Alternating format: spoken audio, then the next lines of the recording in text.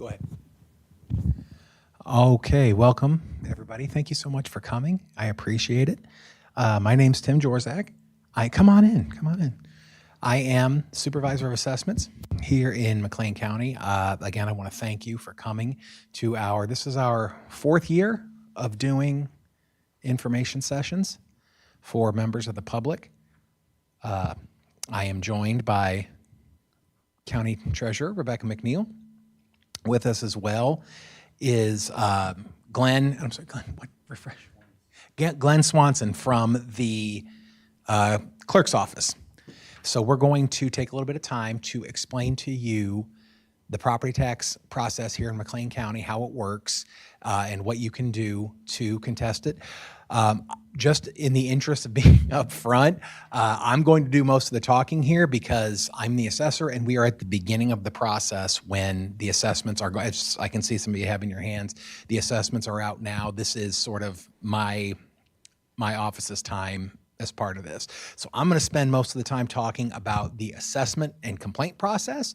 Then I'm going to turn it over to Glenn, and he's going to talk a little bit about the extension process, and then you're going to talk about the property. Well, I'll let Glenn explain what he's going to talk about, and then to close out, Rebecca will spend a couple minutes talking about how the taxes themselves are levied and calculated. So without further, just so you know, I'm talking into a microphone because we are recording this so we can put it on the county's YouTube page. So this allows the county to pick up the audio. So if you have a question, let me know and I can either give you the microphone or I'll repeat it back in here, just in the interest of making sure everybody who might want to watch this later on can understand what we're asking about. All right, go ahead. So the first question we get, let's get back to the beginning. What is the property tax?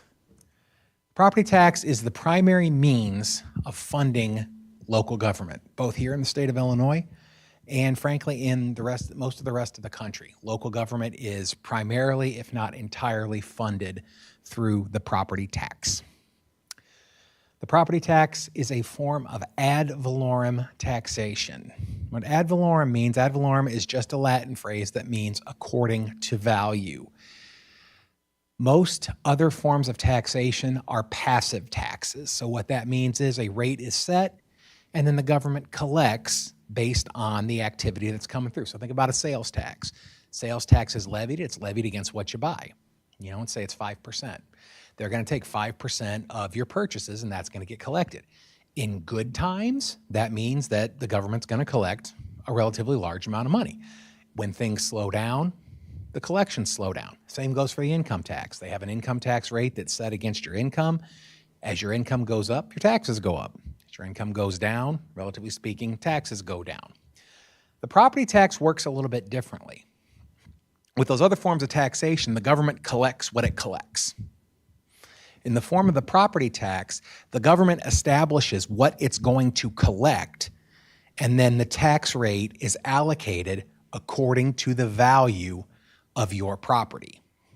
Hence the term ad valorem. So that means that each unit of government that serves you, you pay a portion of your property's value to fund that unit of government. All right, go ahead. When we talk about property taxes, as we know, it's levied according to the value of your property. We need to understand what we mean by value. Believe it or not, market value has a very precise definition in both, again, the state of Illinois and in sort of property taxation in general. In the state of Illinois, we define market value as fair cash value.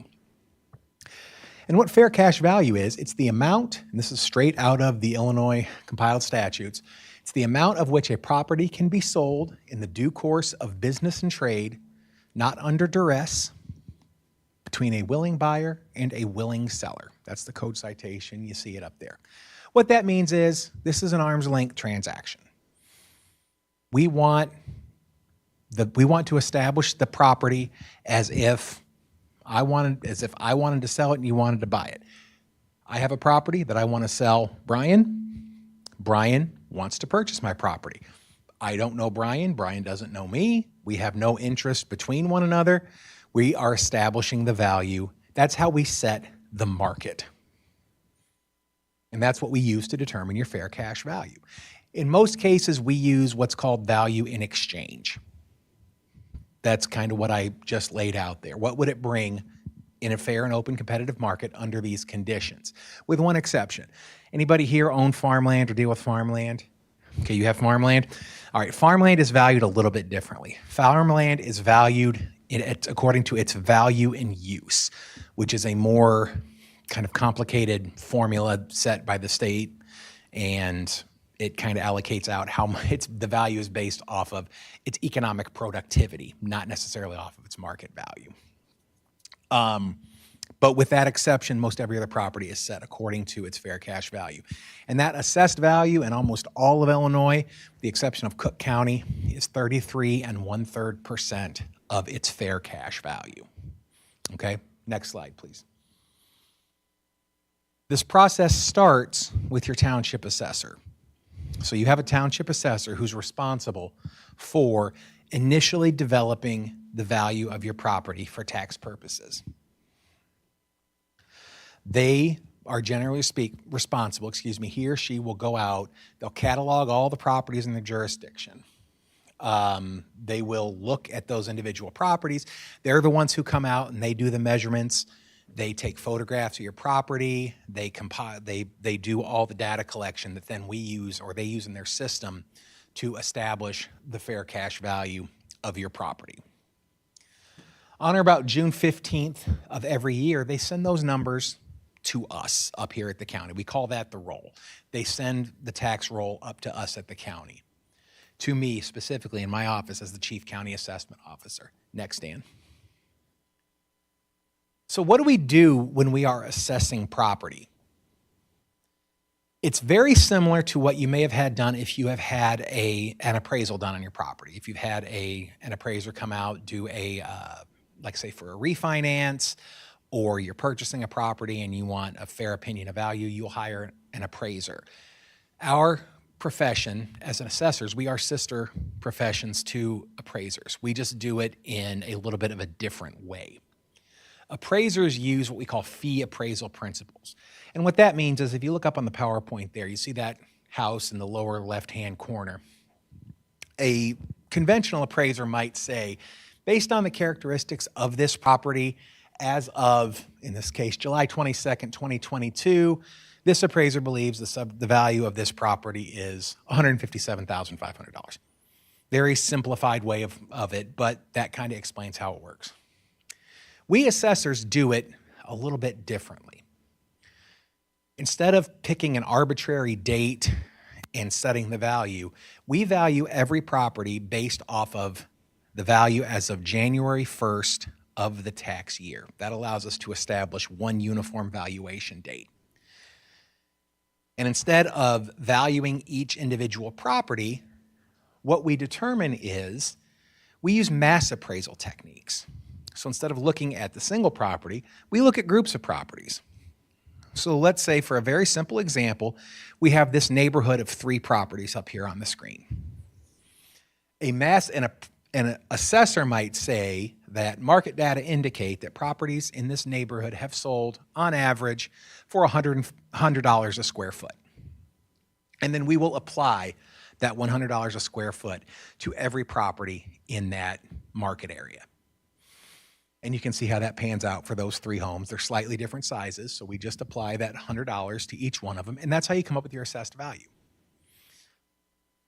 That allows us to equitably value and allocate the tax burden out across all properties. Next slide, please, Dan. Yes. So again, that number, that's a very, very simplistic example. But what we would, most of your assessors are going to use what we call cost tables. So they sort of, one of the techniques that they'll use is they'll determine, kind of like your insurance company does when they are establishing the value of your property for insurance purposes, they may calculate what it would cost to replace the property based on its size, and then apply some depreciation because, it's always, the structure loses some value over time, and then that may be the values. And there are other methods to do it, but generally speaking, that's kind of the way most of them go about it. The question was, it's not the house, not the property that it's on. It's both. The house itself, the improvements are valued potentially either according to their replacement cost value, or if they're using a market value type approach, that's how the improvements are valued. Then the land is valued separately and kind of added back to the improvement, and that gives you your total fair cash value for the land and the improvements. Good question. So your assessor rolls those books up to us at the county level, and that's where we begin the work that you see on that postcard. This is the equalization process. My office is supervisor of assessments and responsible for equalization, but we also have a couple other responsibilities. Our biggest responsibility other than equalization is actually the administration of exemptions and deductions. So if you get a homestead exemption, senior freeze, any one of the exemptions that we offer, and I'll talk about a little bit here in a little bit, those are coming through our office. We verify that you're eligible to receive those, and we get folks, we get those exemptions on the rolls for people who qualify for them. When I talked about market value, somebody kind of has to be the arbiter of whether or not a sale is market value. That's another thing my office does. We determine whether or not a sale is at market value. And again, that's what I'll talk about here in a second. We prepare the equalization factors that you got on that postcard.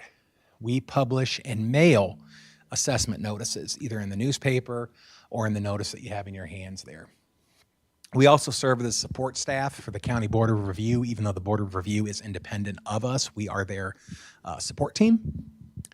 And then we have other things that get assigned by the legislature when something happens. They're either going to send it to me or the treasurer's office when there's a property tax change. After the township submits the roll, then we begin the equalization process. Next slide, please, Dan. All this starts with verifying sales. This form that you see up here on the screen, this is the transfer declaration. This is the P-Tax 203. This is your green sheet, as it might have been called for a long time. Every sale that transfers, every property that transfers in McLean County fills out one of these forms. If you have bought a property, you have filled this form out, even if you don't know you've filled this form out. When you go to closing and they give you that big stack of paperwork, and you have to sign your name 100 times to 100 different things, this is one of the things that you're signing. This is the P-Tax 203. This lays out the circumstances of the sale. And this is what my office uses to determine whether or not we should use this sale for equalization purposes. In McLean County, I get about 4,500 of these a year that come through that we vet and verify. I know in a smaller county that might only be a couple hundred that they get in a year. A friend of mine in Will County is the assessor in Will County. He gets about 15,000 transfer declarations a year, and Cook County gets tens and tens and tens, if not hundreds of thousands of transfer declarations. So it depends on the size of your county. But we look at every sale that comes through because unless there is a very compelling reason for us not to do so, every sale is included in the equalization process. Next slide, please. So what do we mean by equalization? Equalization is the process of ensuring that every property is assessed at the same portion of its fair cash value. So we want every property we talked about how the property tax is levied according to its value. We want every property to be at the same percentage of fair cash value to ensure we are assessing those taxes as fairly as we possibly can. So the first step in this is to look at the sale ratio of each transaction. The sales ratio is simply the ratio of the sale price to what we have it assessed. So we divide the fair cash value by the sale price, and that gives us a sale ratio.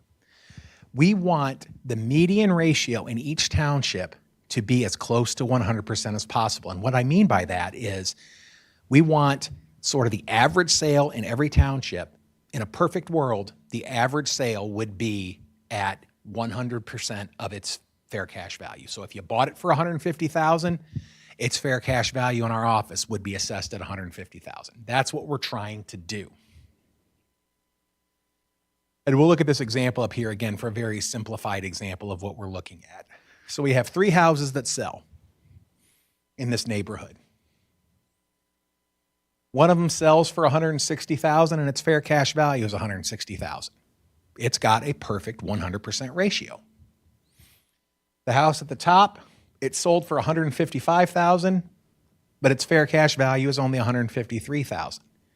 So its ratio, it sold for 98%, or its fair cash value is 98.7% of its sale price. It's underassessed, relatively speaking. Then we go to the house in the lower right-hand corner. It sold for $108,000, but its fair cash value is $150,000. So its ratio is 101.4%. It's relatively overassessed. It's assessed at higher than what the fair cash value is. But we're not going to lose the forest for the trees. We're going to look at this neighborhood as a whole. In this neighborhood as a whole, our median sale ratio, is 100%. So we're going to say this neighborhood is fairly equalized. And then we're going to move on. Because this is a good ratio that we're trying to get at the median level. Next slide, please, Dan. But what happens if it's not? What happens if our median is not at 100%? And in this example, we have that situation. Instead of having a perfect, we'll go through and recalculate those. But in this case, our sales ratios are 98.2, 98.7, and 99.7. So that means our median is the one that's circled in red. Our median is 98.7. So this whole neighborhood is underassessed. So what do we have to do? Because we need everybody to be at 100% of fair cash value. We can't just raise the homes that sell, because that's not treating the homes that didn't sell fairly. We're treating them differently. We have to treat every taxpayer the same way. So what we are going to do is we are going to adjust this entire township, every property in the township, by a percentage necessary to bring that median up to 100%. In this case, the math works out that we need to raise every property by 1.32% to bring the median up to that 100% level. Do we all see how we got there?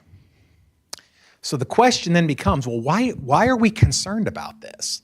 Why does this matter? Well, next slide, please, Dan. Because if we don't, we are running in violation of the Illinois Constitution and its requirements for due process and equal protection. The courts in Illinois have determined that in order for every property to receive their due process under the law, everybody needs to be at 100% of their fair cash value. And I'm going to use this slide here to illustrate that point. So let's go back to our 3 homes. In this case, the only difference between our 3 homes is where they're physically located. The home at the top is in the city of Bloomington Township. The lower left is in Dale Township, and the lower right is in Bloomington Township. That's the only difference between these 3 properties. They all share one school corporation. They're all in Unit 5 schools. Unit 5 is the largest school corporation in McLean County, sits across 11 townships in McLean County and a tiny little bit of Woodford County as well. So it's a very large school district. That district's tax rate in 2024 was 5.067%, roughly. That's the taxes on my little house in Normal, pay to Unit 5. That's the tax rate that Rivian pays to Unit 5. We pay the exact same 5.067%, according to the value of our property. So what happens if the property values are not equalized? And in this case, we have 3 different township assessors. The 2 townships in Dale Township and Bloomington Township, they say, okay, we're going to equalize. We're going to bring all of our properties up to 100% of fair cash value. So that means the taxes due for Unit 5 are $2,651 for each one of these properties. But let's say the city of Bloomington Township decides, you know what? I don't want to raise the assessments on my neighborhoods. I don't think my taxpayers they don't need to have their assessments increased. So I'm not going to raise their value. I'm not going to raise their assessments. What happens there is that taxpayer in the city of Bloomington Township, we're applying that same rate to a smaller portion of fair cash value.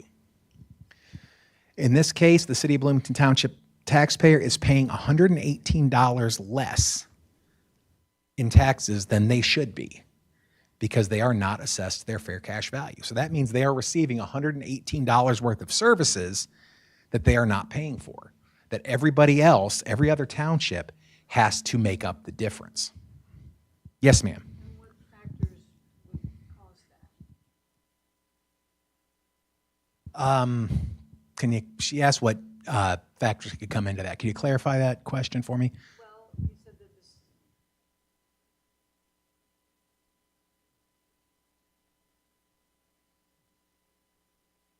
Well, because they have different assessors. And so the question is, they were assessed at a different rate, or what might cause these rates to be different. In this case, they have the same, they all sell for the same level. They all sell for $157,000. In the lower two township, those assessors assessed them at $157,000. In the city of Bloomington Township, that assessor said, no, I'm only going to assess them at $150,000.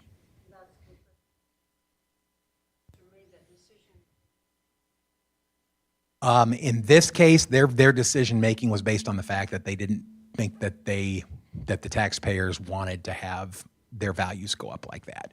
They sort of bent a little bit to maybe some pressure that, hey, the market is going up rapidly and I can't afford to pay my taxes. So this assessor says, I'm not going to increase that. But what happens when they do that is all of these things shift. These values that revenue still has to be paid. So it's going to end up, the taxpayers outside of that jurisdiction have to make up the difference. That's why we equalize. Brian? I don't want to attribute any bad assessor properly, didn't have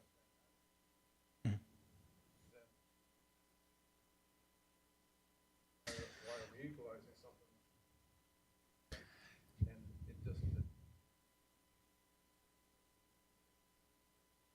And that's a very good question. Thank you. So his question was, if we're not attributing sort of malice to what the assessor's doing, the assessor in this gentleman's example says that, well, the assessor just thinks the assessments are correct, and that's what he's certifying.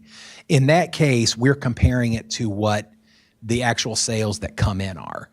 And we compare the sales to where those assessments are, and if they're not lining up, we have to do that increase. And that happens. I mean, I think you're correct in noting that when there's not necessarily malice that this is being done for, or not, I shouldn't even say malice. There's not like necessarily a bad reason for it. It's just, that's the way the system is set up. Yes, ma'am.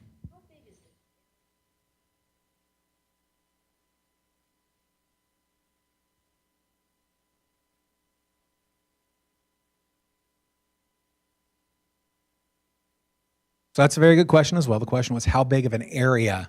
Yes, how big of an area is being considered when they do equalization? The answer to that is going to depend on the jurisdiction. In most cases, when I do it, we do it on a full township level. So when I apply a factor, that factor goes on the entire township. Bloomington would be a different sort of example. Bloomington does some of their own work locally, and they break it up. They break the city up by neighborhoods, and they have, they have close to 100 neighborhoods that they break it up by.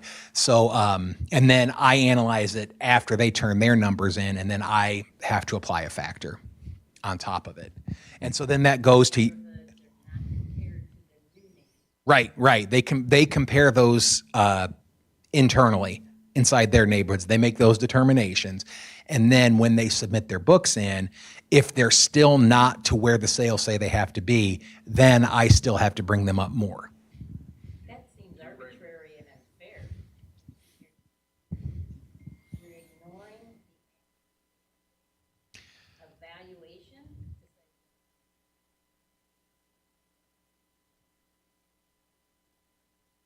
Well, if that's the way it is, that's what it is. No, I understand. You arbitrarily just raise it. I understand completely what you're saying there.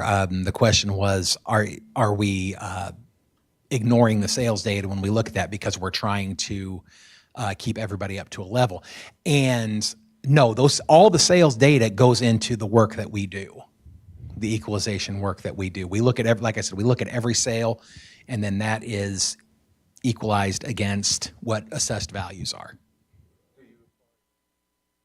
Having looked at every neighborhood, do you apply?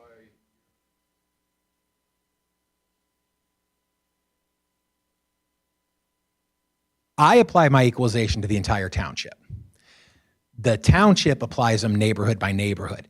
So, and this is actually a great example. So if you look at the city of Bloomington Township, they did neighborhood by neighborhood equalization. Their township multiplier that I put on for them was 2.33%. Had they not done any equalization, I would have had to put a township factor on of about 9%.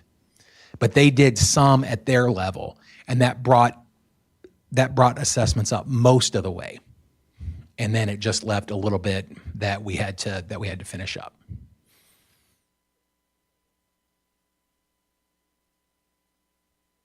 There's no way that you, the supervising assessor, equalizes. Correct. So it's entirely possible that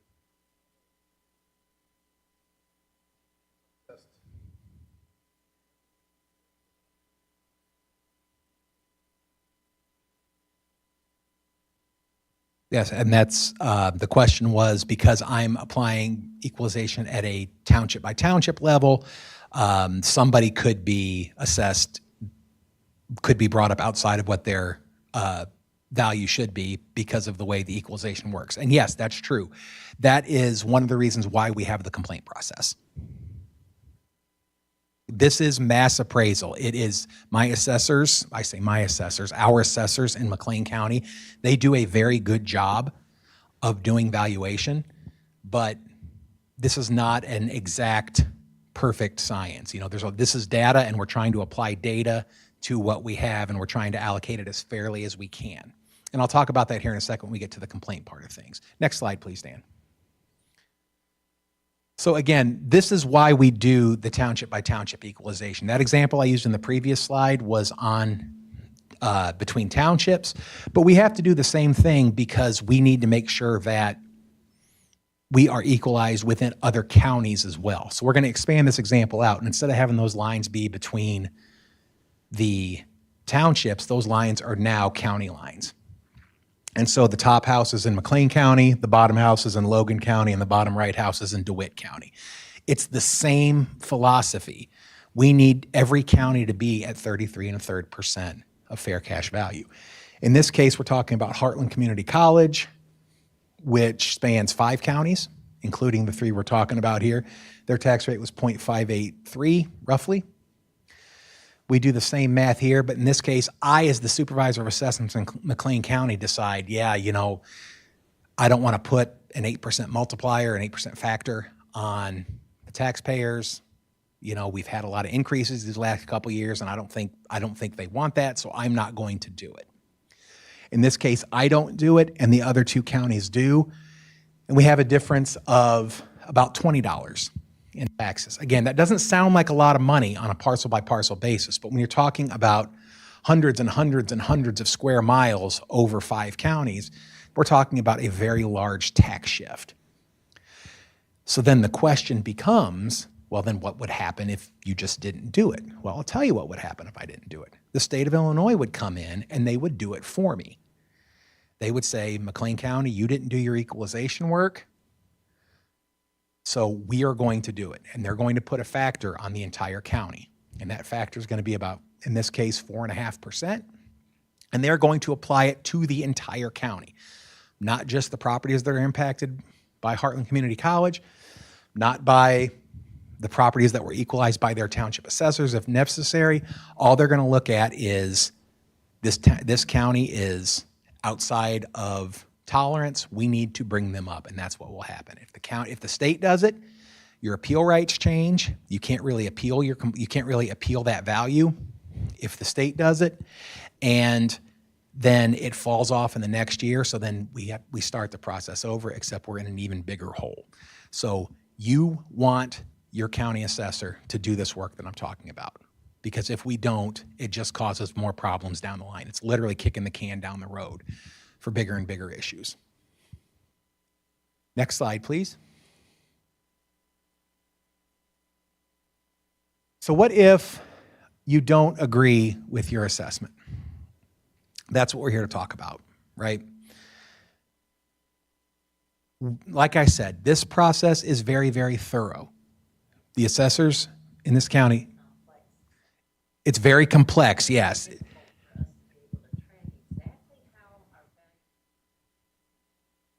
Yes, it is a very complex process. It is a very thorough process. Your assessors that serve you in this county are very well trained in what we do. But like I said, this is not an exact science. We're trying to apply the best data that we have to the situation that we have and trying to do it as fairly as we possibly can. We don't have a crystal ball. So we're doing the best that we can. And if we miss, the state understands that, and that's why they set up the complaint process. If you don't believe at the end of the day that the fair cash value that's on that postcard, and you can see it over here,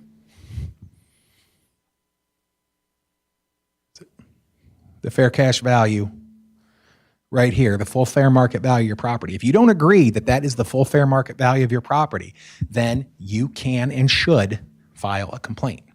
Next slide, please. We think that the complaint process is contentious, like the picture on the left. In actuality, it's more like the picture on the right.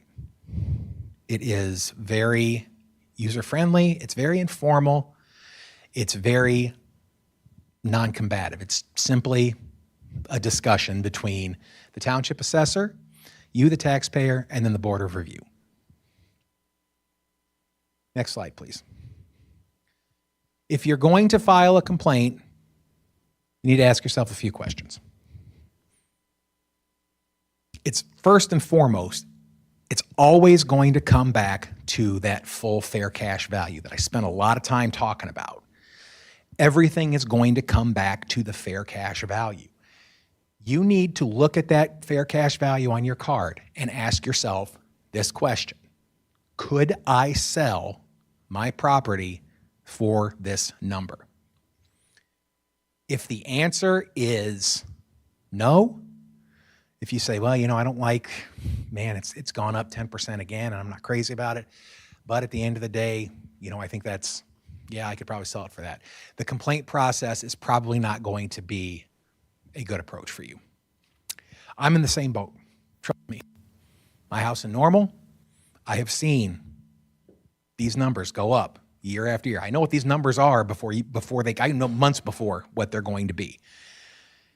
And I am not crazy about it either. I know, I was just looking today at what it did, what this increase did to my escrow account again this year. It's not pleasant. I don't like having to stand up here and tell folks that this is going to happen. But again, if I don't do this, if the county doesn't do this, the state will. And if the state does it, you will not like the outcome. It's just not a good outcome all around. So you want this to be done locally. But if you look at that card and you say, yeah, you know what? I really do think that this is $50,000 more than what my house is worth. Okay. I encourage you to file a complaint. That's what we're here for. We'll help you get that complaint put together. But we're going to want to think about a couple things. The biggest thing is this: evidence. You've got to have good evidence. If you recently purchased your home or your property and that purchase price is lower than what the assessment is, that's a great piece of evidence. The board will give that a lot of credence. If you've had an appraisal done recently, this used to be a little bit more common, maybe 5 or 10 years ago when there were still a lot of refinances going on. A lot of folks were getting refinancing appraisals done, and then they had those appraisals. That's what they were using for their evidence. The board accepts those. That's great. In the last couple of years, because interest rates have kind of been going up, we haven't had the same sort of refinancing that we have been having or that we had been having. So a lot of folks don't necessarily have those appraisals handy anymore. You don't have to have an appraisal. I will say this, an appraisal is going, and the Illinois Property Tax Appeal Board and the Illinois courts have pretty much said that an appraisal done on a property in most cases is going to be the best evidence that you're going to have for your property's value. Having said that, there's no requirement that you have to have an appraisal done, none whatsoever. Appraisals are not cheap. They're several $100s to get an appraisal done. Even if you just go and look at a website like Zillow, now don't bring in that Zestimate, the Zillow's estimate of your property's value, because that's not a super useful indicator. But Zillow does have that map on their website, and you can plot what homes around you have sold for. You can see, this home 3 houses down sold 6 months ago for $20,000 less than my assessed value. Okay, that's a good example. That's a good comparable. Find a couple of those and list them and turn those in. That's some evidence that you can use and the board will take. The question was, what time frame do the comps need to be? As recently, or I shouldn't say as recently, as close to the assessment date as possible. So as close to January 1st of the assessment year as possible. I would say within the last year or two probably is the best. You get older than maybe 18 months, 2 years, then you start to lose frankly, I would say in the last couple of years, even anything older than a year and a half is a little bit for single family homes. Depending on the type of property you're dealing with a commercial building. A commercial building, you can go back a couple of years because it's just not as robust a market. But single family homes, you want to best case, you want to be within the last year. You can go to a realtor, if you know a realtor, and say, hey, can you if I wanted to put my house on the market today, what would I be able to sell it for? And they might give you a market analysis that shows some similar homes and what they've sold for. Even that, something is better than nothing. Don't come in and file a complaint and just say, here, I'm filing a complaint because my value is too high. The board's going to look at it and say, you know what, join the club, man. They want evidence to support it. They will work with you. I mean, our board, would you be surprised to know on complaint that 75% of properties that file a complaint receive some form of reduction from the board of review? So it is not a losing proposition to file with the board. Furthermore, I have never once seen the board raise somebody's value on complaint. So they do have the authority to do it because their responsibility is to establish the fair cash value. Having said that, I have never seen it happen, and I would really, really doubt that it would. So you really don't have anything to lose if you think your value is too high, with the caveat that you got to meet them halfway. You got to provide them some information. You give them something to work with, and they'll help you. If you don't give them anything, it's going to be hard for them to make a reduction. And again, this goes without saying, or I shouldn't say this, you also need to provide an alternative value. You can discount what the value that the assessor put on it is, but if you don't have an alternative, the board doesn't have anything to work with. So you need to provide not only disprove the value that the assessor has, but supply an alternate value. It's just not enough to say, I think my taxes or I think my assessment's too high, or it went up too much too fast. We hear that a lot. It's been going up 10% a year, and I just can't keep up with it. I understand. Like I said, I get it. I'm not crazy about it either. But that's the market we've been in for the last 4 years. Market prices have skyrocketed. I used to have a slide on this. It's not in this version of the PowerPoint. I had a slide that showed how assessed values have tracked with what Zillow's home price index is, and they line up almost exactly. We're following what the market is doing, and that's what we have to do. Taxes are just kind of downstream of that. And again, this should go without saying, but your tax bill is not grounds for a complaint. You can't come in and say, I think my taxes are too high. Because again, the board's going to say, me too. What do you want me to do about it? You need to have market value evidence. Next slide, please, Dan. You should always speak to your township assessor first. Are most of you in City of Bloomington Township? Okay, you're in Downs. Yeah, talk to your township assessor first. City of Bloomington Township has a full staff that answers these questions. The rural townships have generally one assessor who's doing all the work, but reach out to them first. Yes? City of Bloomington Township has never answered questions. At least in the last few years, I've called and they've not answered questions. I also know that historically, some of the other towns. That's one of my questions. I know PTAB, I know the state says talk to your township assessor, but many of the township assessors, there's some of them out there that are very good and they'll talk to them. Just, a lot of them. So the question there is, what if your township assessor is not as accessible or is not accessible? All I can say to that is they are independently elected or appointed officials. And in the case of the elected townships, they're individually elected officials. They're accountable to the voters. In an appointed township, which a lot of the townships are, they are appointed by the township board. So if you're not happy with the service you're getting from the contract assessor, you can and should talk to the township board to sort of address those concerns. I sympathize with that as well.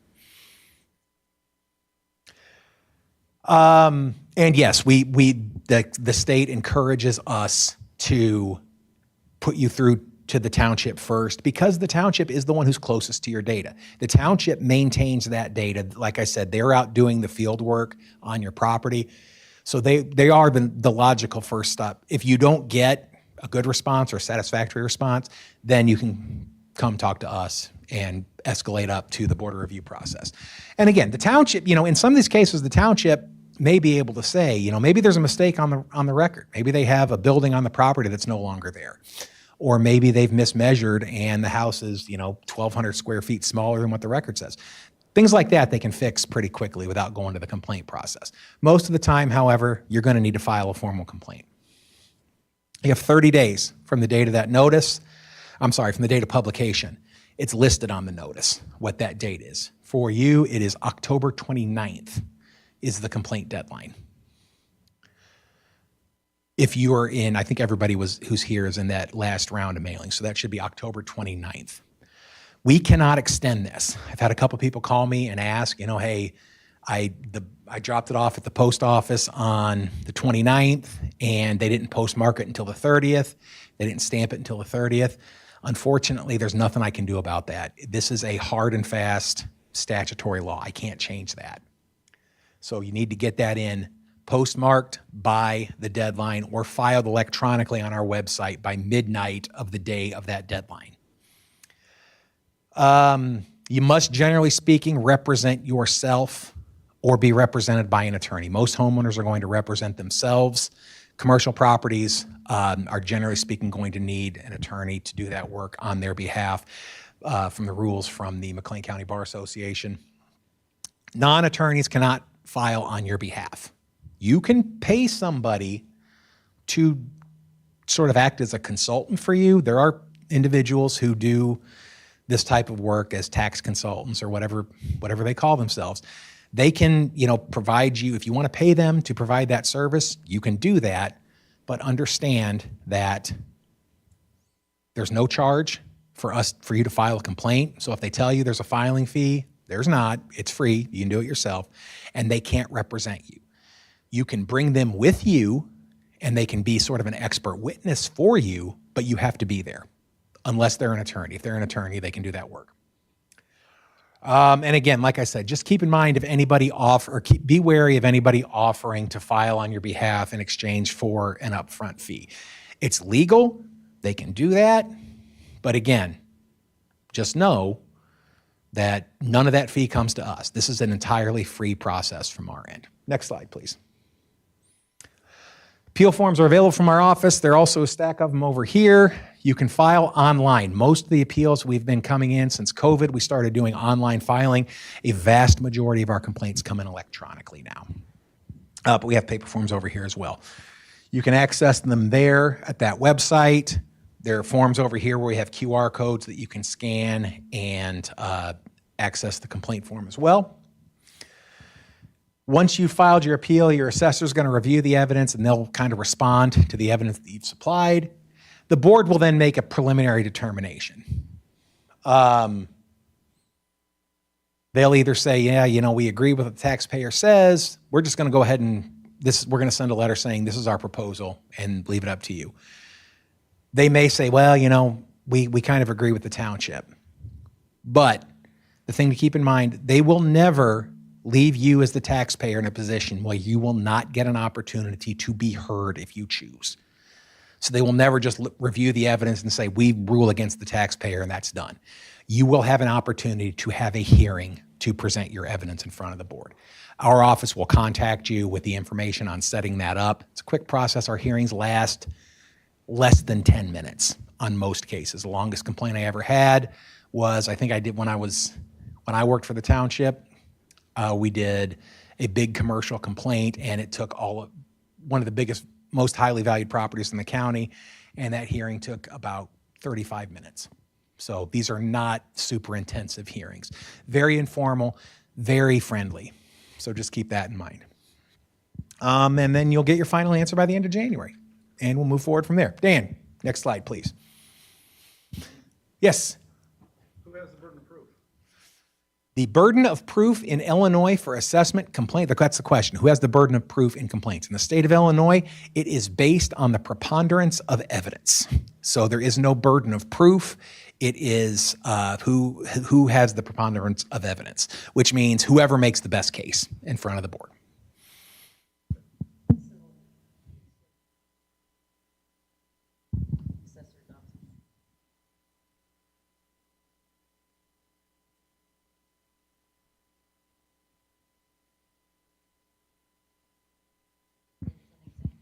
So the question was, if you contact the assessor's office, can you get how they valued your property? Yes, they can give you a breakdown of how they arrived at your value. Now, again, because of the way the valuation process works, it may not look like, they're not necessarily going to have comparable sales that they looked at and adjusted. But you can get it, you can obtain a copy of your property record card, you can obtain a copy of the calculations they use to develop your value.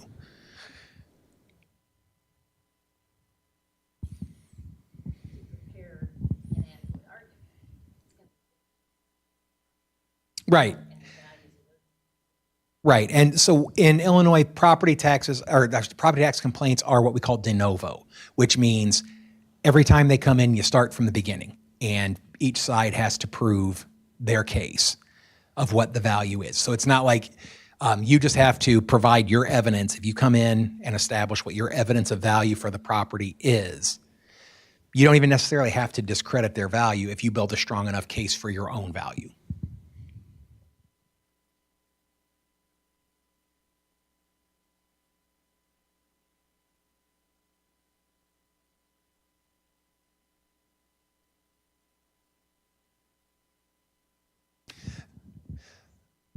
Yeah, so that's entirely possible. The question was, if you look at their evidence the township has and it's good evidence, but your evidence at the same time points to a different number, again, that'll be for the board to kind of weigh one way or the other and decide, which evidence is more compelling. And then that goes to the question of the burden of proof. We don't have a burden of proof in tax appeals here in Illinois. It's who makes the best case on either side. So let's say you've decided, yeah, you know what, I don't have much of a complaint. My value's going up too fast. I don't care for it, but you know what, it's fair. What other options do we have? Well, we do have exemptions and deductions. We have a whole suite of exemptions that you may be eligible for. We have the homestead exemption, which is eligible to all individuals who own a property or who own their residence, qualify for the homestead exemption. If you are over 65, you qualify for the senior homestead exemption. There's no requirement other than turning 65. The only kind of issue there is you have to let us know when you turn 65 because we don't have a database of birthdays where we're adding these exemptions. We need you to apply for it. So it's always beneficial if you're over 65, look at your record. In more cases than I can count, I've talked to people who we've had this discussion. They've been at one of these sessions or some other public outreach that I've done, and they've come back and said, yeah, I looked at my record and, I'm 71 and I didn't know this existed, and so I haven't been getting my senior. So please check, make sure you're getting your senior exemption if you qualify for it. We also have a senior freeze exemption, which is for individuals over 65. This one is income restricted. So it's got a little bit stricter requirements who qualifies for it. You have to make less than $65,000 a year as household income. That's by statute. I can't change that. Again, that's set in law. But if you do qualify for that one, that is an excellent benefit that you can receive as well. If you're that is your gross income.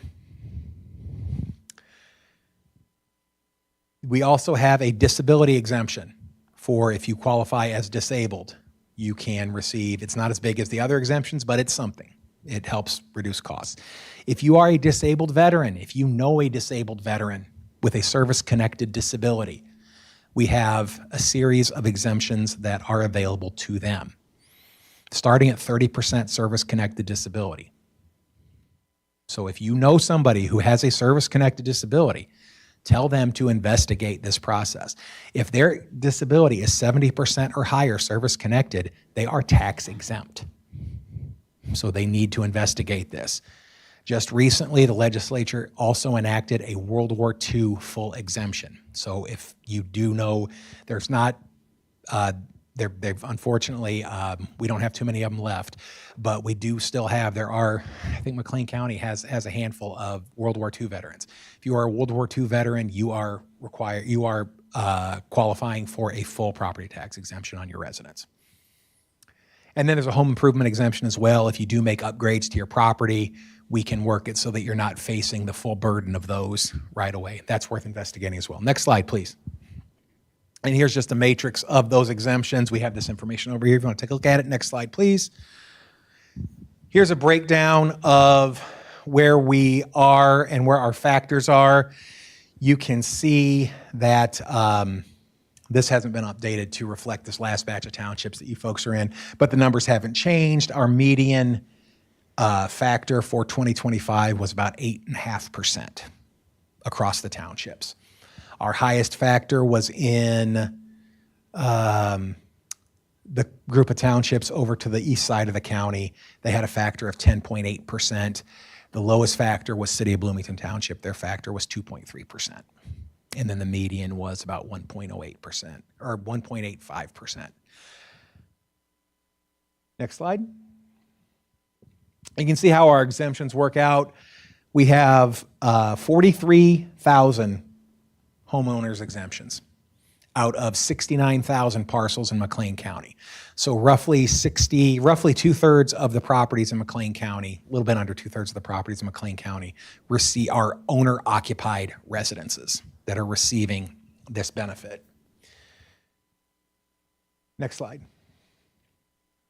And then this is a request for change of mailing address. This is a form you can get online. Becky will talk about why this is an important form for you to fill out. But that's the end of my presentation. Does anybody have any other questions for me before we move on?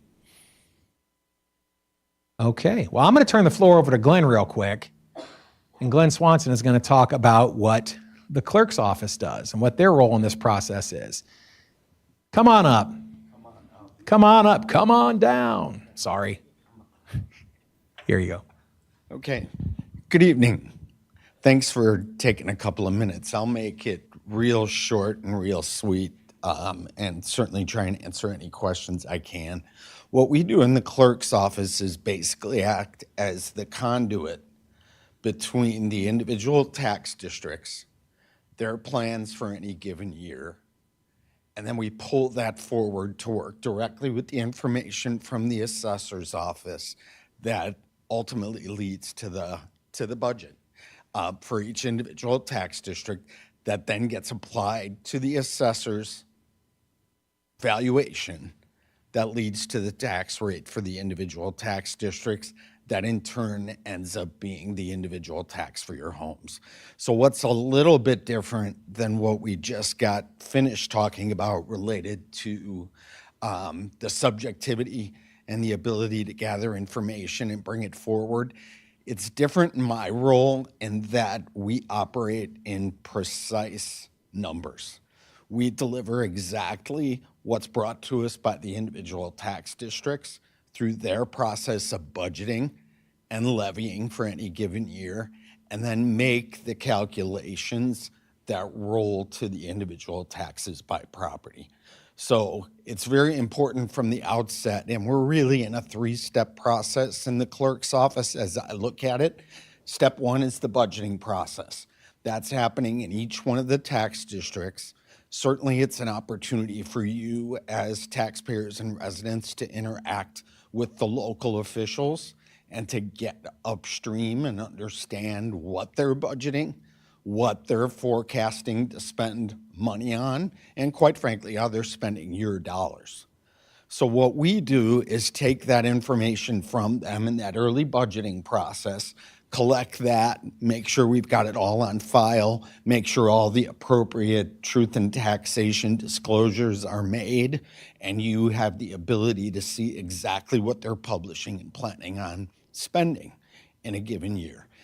Then the second step to that process after the budgeting baseline is set is the levy process. We're just starting to go into that now, where we're starting to see the individual levies from tax districts that we will again take in, confirm, apply back with the individual local governments, commissioners of each individual tax district that roll into that tax process. And then the third step for us is extension itself. That's kind of the intersection of the work that Tim just spent time talking about that leads to your property valuation, and then the work that we do across the board to make sure the math's right, to make sure that we've taken that all into account and working closely with our partners in the Treasurer's office to ensure that we're delivering a tax number for each one of your individual parcels, properties, or homes across the market. So I serve as that conduit with those individual teams, answering questions for the tax districts to make sure they've got the information submitted, certainly in some cases working backwards to make sure we've got everything on file in the manner that we should across the 170 plus tax districts we have in the county, and supporting the work that they're doing across the board. I guess if I was to leave or make one comment to you as individual homeowners, take the time to make your voice heard. If you have questions that directly to apply to, I think in Tim's example earlier, we were talking about Unit 5 school district. You have every opportunity and every right to ask questions about how the investments are being made and to make sure your voice is heard at a local level. And I don't say that to deflect away from the work that we're doing. It's our job to make sure we provide the best information we can, to make sure we're transparent with the information we have available to us, and certainly try and answer questions for you every step of the way if we possibly can. But at the end of the day, the officials in local tax districts are the ones that are listening to your voice, that are closest to your individual communities, and that are making investments on your behalf that roll into your individual taxes. So it's our job to work through that annual cycle, work closely with Tim's team to ensure that we've got our I's dotted and T's crossed around geography, to make sure we've got parcel information correct, around taxation from the individual tax districts, and then of course working closely with Rebecca and her team to ensure when it gets to that individual taxpayer level, we're both accurate and responsive to what you bring to us and to getting you in front of the right people to answer your questions as you have them. So that's kind of the basic overview of the work we do in the clerk's office and the steps that we take around extension. Just an aside from that, because it often comes up for me in the short amount of time that I've been in the role, we also handle the delinquent tax process.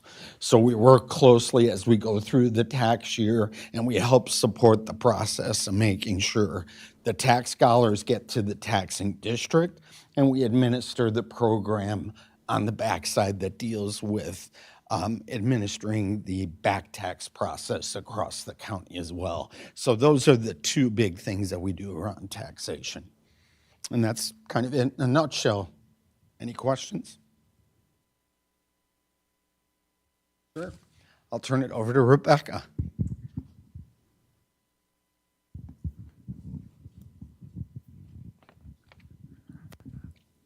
Thank you very much. Welcome this evening. I'm Rebecca McNeil. I'm the treasurer for McLean County.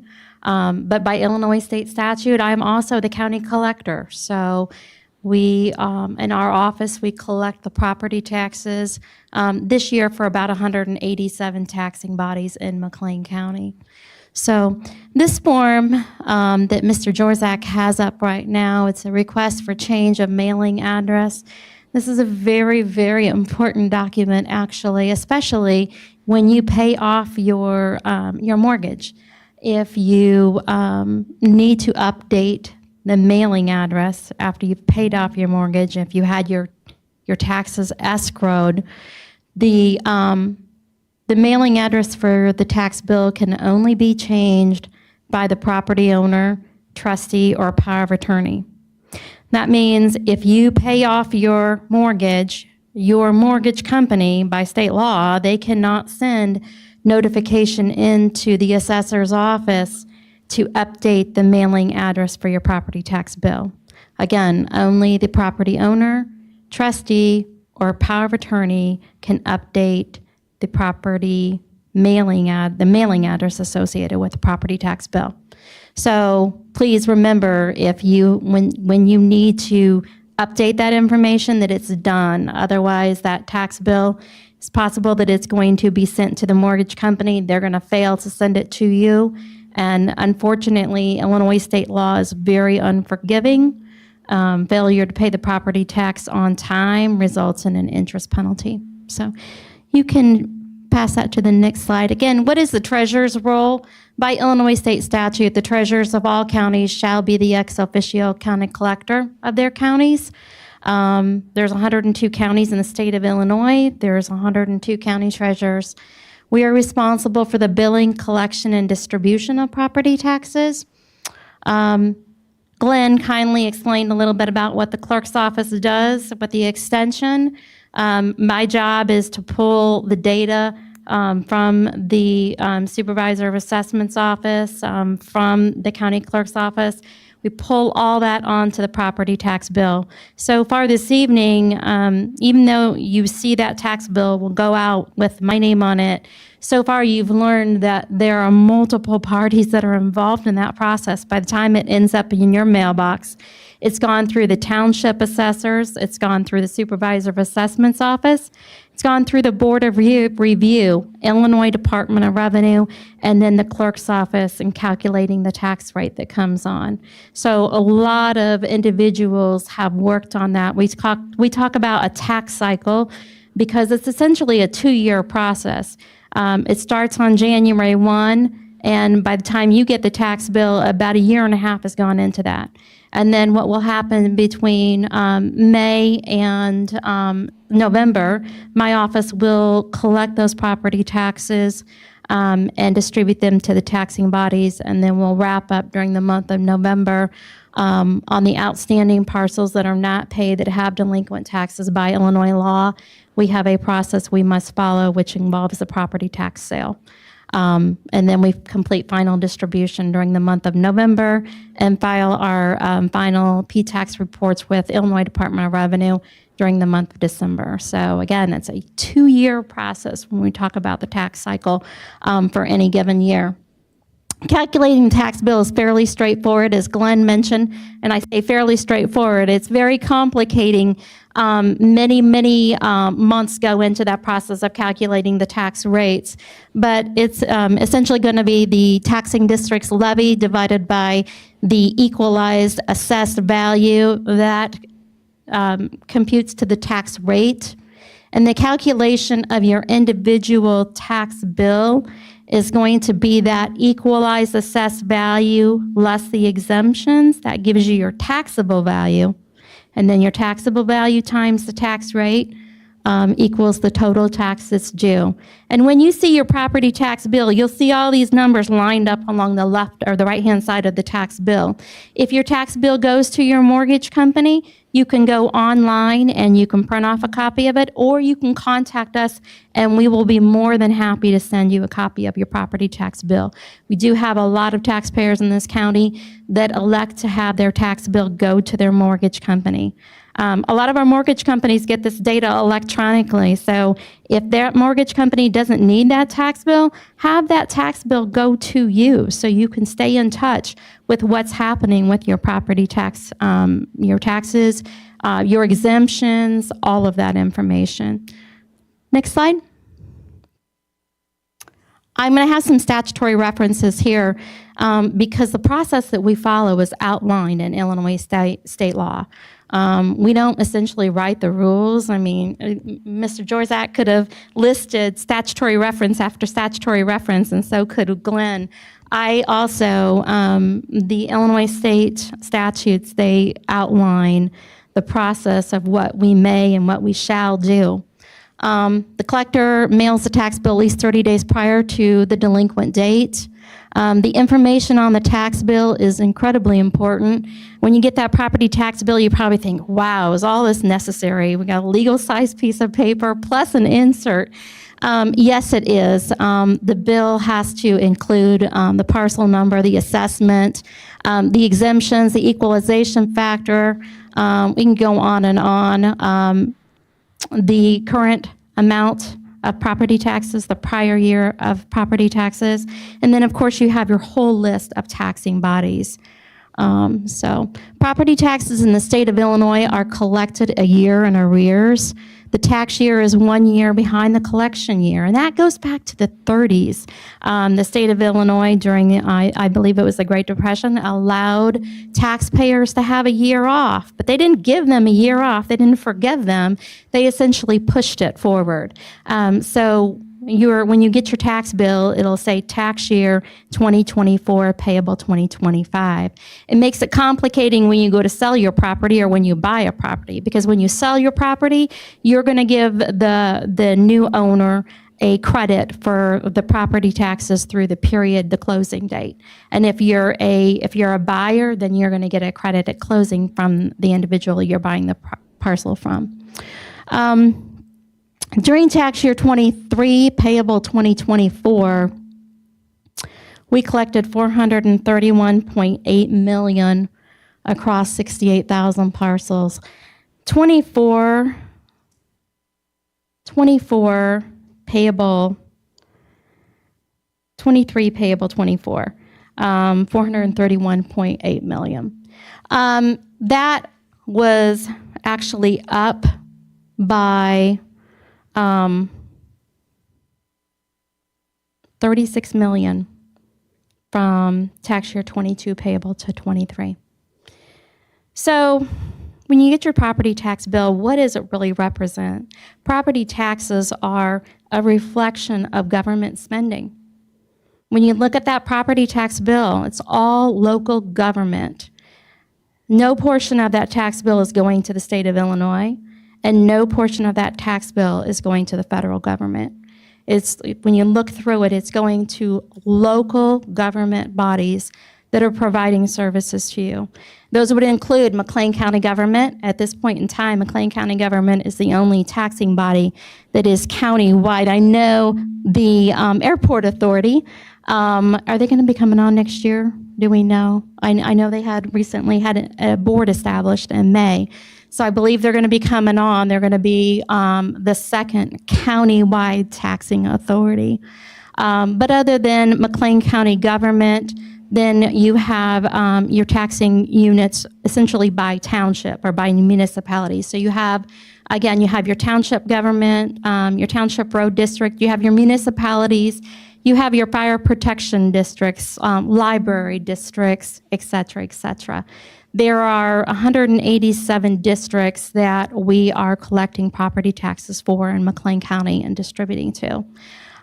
So that's a lot. Again, 23 payable 24, 431.8 million, and the prior year was 395.7 million.